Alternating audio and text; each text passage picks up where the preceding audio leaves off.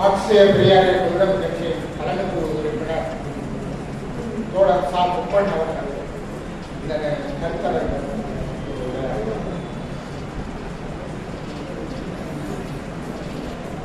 அனைவருக்கும் வணக்கம். இந்த நிகழ்ச்சிக்கு தலைமையேற்று இருக்கக்கூடிய மார்க்சிய பெரியாரிய பொதுவுடைமை கட்சியினுடைய பொதுச் செயலாளர் தோழர் சித்தார்த்தன் அவர்களே, துணை பொதுச் செயலாளர் தோழர் பாலசா வல்லவன் அவர்களே, இங்கே உரையாற்றி அமைந்திருக்கிற தோழர் சுவாமிநாதன் அவர்களே, இங்கே உரையாற்ற இருக்கின்ற பேராசிரியர் ஜெயராமன் அவர்களே, அனைவருக்கும் எனது அன்பான வணக்கம். மார்க்சிய பெரியாரிய பொதுவுடைமை கட்சி தொடங்கி 8/8/76 தொடங்கினாங்க. 2026 50 ஆண்டுகள் ஆகிறது. இந்த அமைப்பு தொடங்குற போது கொடுக்கப்பட்ட மக்களை, புரண்டப்படுகின்ற மக்களை எதிர்கொள்ளுகின்ற ஏராளமான சிக்கல்கள் இருந்தாலும் நாம் வகுப்பு வாரி விகிதாச்சார இடப்பங்கீடு மற்றும் உண்மையான கூட்டாட்சி, இது இரண்டையும் முன்வைத்து இந்த இயக்கத்தினுடைய பணிகளை அமைத்துக் கொள்வது என்று தொடக்க காலத்திலேயே தீர்மானித்தோம். அதிலே இந்த உண்மையான கூட்டாட்சி என்பதுதான் தன்னுரிமை தமிழ் தேசம், செல்ஃப் டிட்டர்மினேஷன் சொல்றாங்க, தன்தீர்வு உரிமை, நமக்கு நாமே தீர்மானிச்சுக்கிறோம். தமிழ்நாட்டினுடைய நல்லதை கெட்டதை தமிழ்நாட்டுக்கு என்ன வேணும், என்ன வாங்கி இருக்கிறோம், வெளியில இருந்து யாரும் பண்ணக்கூடாது, நாமே இதனுடைய பொருள். அந்த பொருள் தான் ஏபி ஸ்டாலின் அவர்களுடைய வரையறுக்கப்படிதான் தமிழ் தேசியம் என்பதை மதிமுக வரையறுத்துக் கொண்டிருக்கிறது.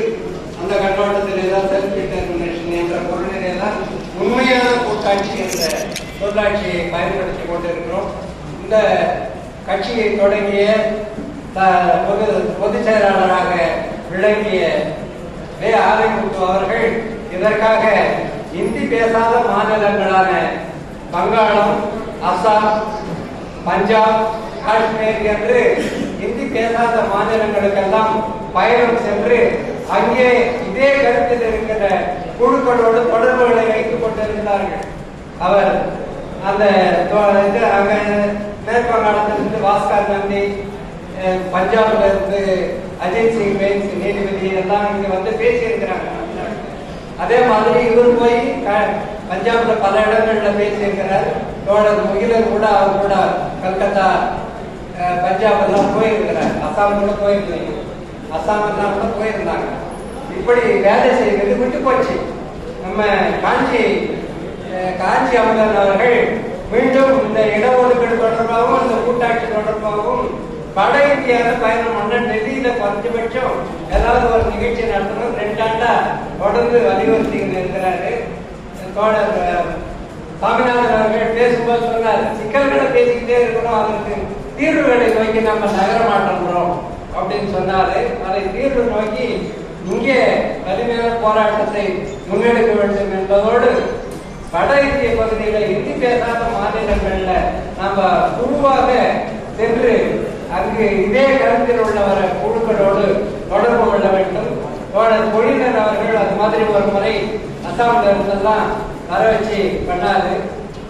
தன்னாட்சி தமிழகம் என்கிற அமைப்பு நடத்துகிற தோழரும் ஆடி செந்தில்நாதனும் மொழி அளவிலே அதை முன்னெடுத்தார்.